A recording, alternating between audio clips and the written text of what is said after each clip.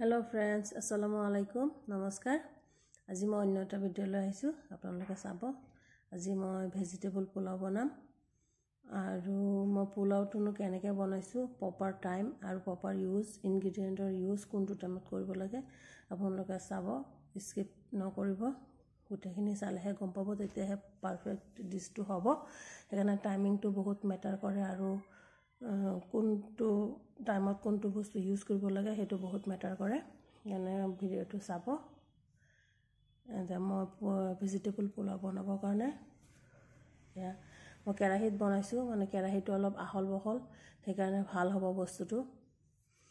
সেইকাৰণে মই আজি ঘিউ বা বাটাৰ বা ডালডা এইবিলাক জাতীয় বস্তু নলওঁ। মই আজি ৰিফাইন লৈছো, ৰিফাইন তেল।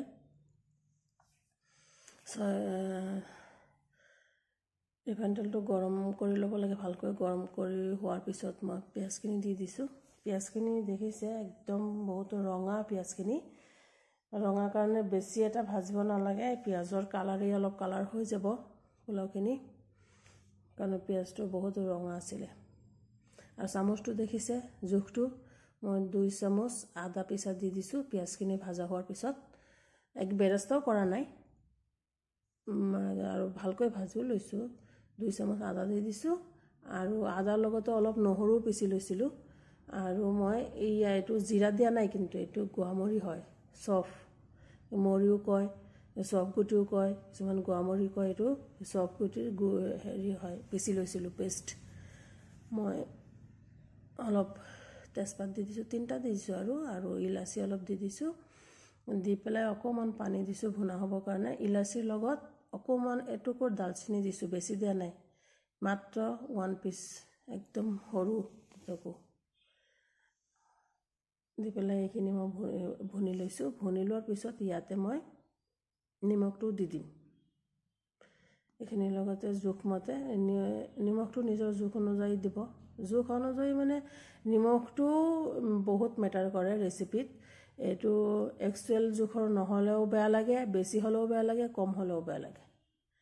এতিয়া মই এইটোতো আসামৰ মষ্ট পপুলাৰ চাউল, জহা চাউল, সেয়া লৈছোঁ, ধুই থৈছোঁ। মই ধুই পেলাই টুকি থৈছোঁ। এতিয়া মই এই ভেজিটেবল পোলাওত মই হেৰি দি আছোঁ, মটৰ আৰু গাজৰ। এতিয়া মটৰ আৰু গাজৰখিনি মই দেখিছেই কেনেকৈ কুটি লৈছোঁ। লৈ পেলাই এতিয়া মই এইখিনি অলপ ভুনি ল'ম, কাৰণ মটৰ আৰু গাজৰটো দিলে কি হয়, সিহঁতৰ নিজৰ নিজৰ এটা পানী আছে গাত, সেইটো এৰে। সেই পানীখিনি মই শুকুৱাই ল'ম। পানীখিনি থাকিলে মানে কিবা এটা গোন্ধ ওলায়, সেইকাৰণে মই মটৰ আৰু গাজৰখিনি এনেকৈ ভুনি পেলাই ভাজি পেলাই ভুনি ল'ম, যাতে পানীখিনি শুকাই যায়। শুকাই যোৱাৰ পিছতহে মই চাউলখিনি দিম। এই তেলটো ফুটি উঠিছে, মানে পানী নাই। মই এতিয়া চাউলখিনি দি দিম। জহা চাউল, সেইটোতো অসমৰ একদম পপুলাৰ আমাৰ জহা চাউল। 1 কেজি জোখৰ জহা চাউল লৈছোঁ মই। তেলটো কিন্তু 150 গ্ৰামমান হ'ব তেল দিছোঁ। মই অলপ ঘিউ দিম, সেইটো কাৰণে মই তেলটো অলপ কমাই দিছোঁ।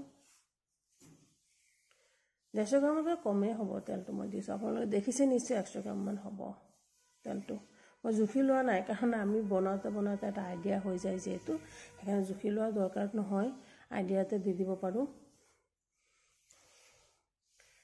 এতিয়া মই চাউলখিনিও ভালকৈ ভুনি লৈছোঁ, চাওক, চব্জিখিনিৰ লগত, পাচলিখিনিৰ লগত, আৰু তেল পিঁয়াজ মছলাখিনিও দিছিলোঁ। এতিয়া মই উতলা গৰম পানী দিছোঁ, ইয়াত কেঁচা পানী একদম নিদিব। আৰু মোৰ চাউলখিনি অলপ নতুন চাউল কাৰণে মই পানীটো কমাই দিছোঁ।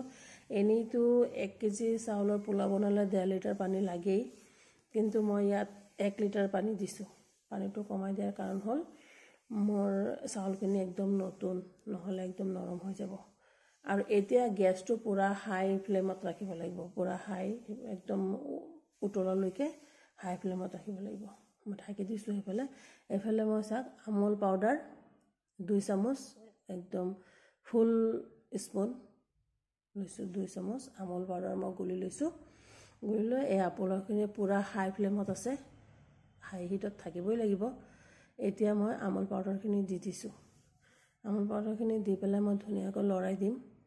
আমুল পাউডাৰটো দিলে কি হয়, খাবলৈ বহুত টেষ্টি হয় আৰু পোলাওটো দেখাতো খুব ধুনীয়া হয় এটা গ্লেজ আহে মানে টেক্সচাৰটো বহুত ধুনীয়া হয় আৰু খাবলৈ বহুত টেষ্টি হয় আমুল পাউডাৰটো গাখীৰো দিব পাৰে অলপ দৈও দিব পাৰে কিন্তু গাখীৰতকৈ পাউডাৰ গাখীৰটো দিলে বহুত মানে ভাল হয় টেষ্টটোও ভাল হয় দেখাতো বহুত ধুনীয়া হয় মই লৰাই দিছোঁ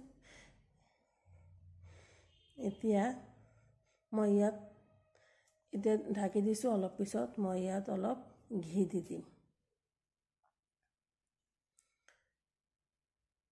এতিয়া মই ইয়াত কেইটামান পদিনা পাত দিছোঁ দেখা পাইছে পদিনা পাতটো মই ফ্লেভাৰৰ কাৰণেও দিছোঁ আৰু পেটৰ কাৰণেতো খুবেই ভাল সবেই জানে পুদিনা পাতটো দি পেলাই পানী একদম শুকাই গ'ল চাওক মই এতিয়া গেছটো একদম ল' ফ্লেমত দিছোঁ মিডিয়াম নহয় একদম ল' ফ্লেমত দিছোঁ গেছটো এতিয়া মই পুদিনা পাতখিনি দি লৰাই দিছোঁ লৰাই দিয়াৰ পিছত মই ইয়াৰ অলপ ঘিউ দি দিম ঘিউৰ মই কিন্তু আগতো দিব পাৰিলোঁ হয় কিন্তু দিয়া নাই কিহৰ কাৰণে এতিয়া দিলে কি হ'ব ঘিউটো এই পোলাওটো একদম ঝৰঝৰীয়া হ'ব মানে এটাৰ লগত এটা লাগি নাযায় খুব বঢ়িয়া হ'ব সেইকাৰণে মই লাষ্টত দিছোঁ ঘিউটো আৰু চেণ্টটো থাকি যাব একদম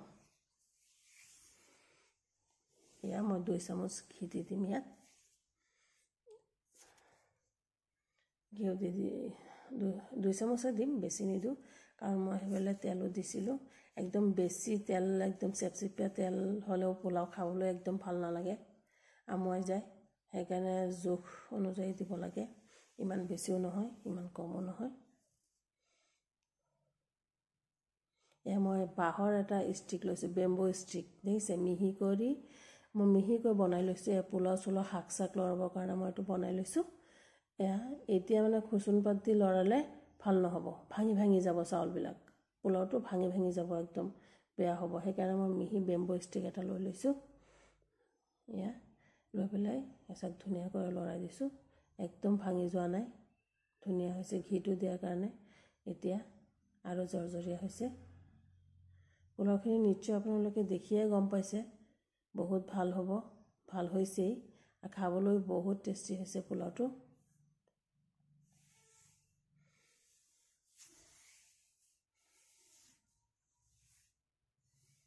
মই ঢাকি দিছোঁ একদম ইয়াত ওপৰত কোনো জুই অঙঠা একো দিব লগা হোৱা নাই একদম ধুনীয়াকৈ কেৰাহীতে হৈ গৈছে এয়া মই বাঢ়িছোঁ চাওক